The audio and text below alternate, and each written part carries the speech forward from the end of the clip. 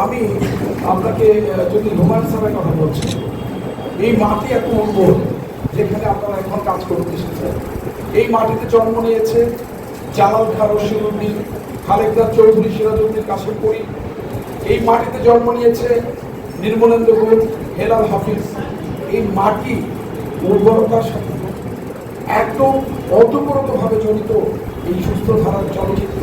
এই অঞ্চলের মানুষের একটা স্বভাব আছে। স্বভাবটা কি? স্বভাবটা হচ্ছে আমরা একটু ভাটি অঞ্চলের মানুষ। ভাটিয়ালি একটা ব্যাপার আমাদের মধ্যে কাজ করে। ভাটিয়ালি ব্যাপারটা কি? ধরেন আমরা 6 মাস খেতে ধান কাটি, ধান রোপণ করি, হারভেস্টিং করি, তারপরে কি করি? নৌকা পানি চলে আসে, আমাদের হাওর জলে তৈ তৈ হয়ে যায়। সেই হাওরের নৌকার ছইলায় বসে আমরা বাউলা গান করি।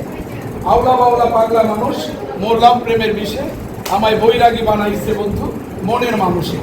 এই সমস্ত গান গেয়ে আমরা একটা জীবন্ত চলচ্চিত্রের কথা বলি। সেই চলচ্চিত্রের ধারাটাকে যদি একটি সুস্থ ধারার চলচ্চিত্রে রূপান্তরিত করা যায়, বর্তমান সরকার যে স্লোগান দিয়েছে সবার আগে Bangladesh, believe it or not, আমাদের প্রত্যেকটা মানুষের এমনই ভাবনা হওয়া উচিত এই বাংলাদেশটাই আগে। কারণটা কি? যার ভেতর দেশপ্রেম নাই সে মন্দ চিন্তা করবে। সমাজে মন্দ মানুষ থাকবে, তাকে তো উপরে ফেলানো যাবে না। উপরে ফেলানো যাবে? যাবে না।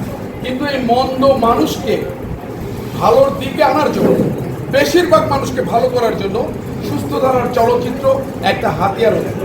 আমাদের জেলা প্রশাসক মহোদয় চমৎকারভাবে বলেছেন, আমাদের পুলিশ সুপার মহোদয় বলেছেন হাঙ্গর নদী গ্রেনেড, কি চমৎকার চিত্রায়িত হয়েছে এখানে। জীবন মান, মুক্তিযুদ্ধ, এই যে চিত্র, এই যে চিত্রকল্প প্রত্যেকটা মানুষের মন মগজে ঢুকে যাবে। স্যার যে কথাটা বললেন যে একটা ফেস্টিভ্যালও যদি করা যায়, একটা প্রতি বছরে একটা ফেস্টিভ্যাল করলেও এর একটা প্রভাব পড়বে। কারণ এই অঞ্চলটাই সাধকদের অঞ্চল। এই অঞ্চল থেকে সৃষ্টি হয়েছে আমাদের ময়মনসিংহ গীতিকা, যে ময়মনসিংহ গীতিকা 36টি ভাষায় অনুবাদিত হয়েছে। কেন হয়েছে? এই ময়মনসিংহ গীতিকাতেই অনেক সুস্থ ধারার চলচ্চিত্র আছে।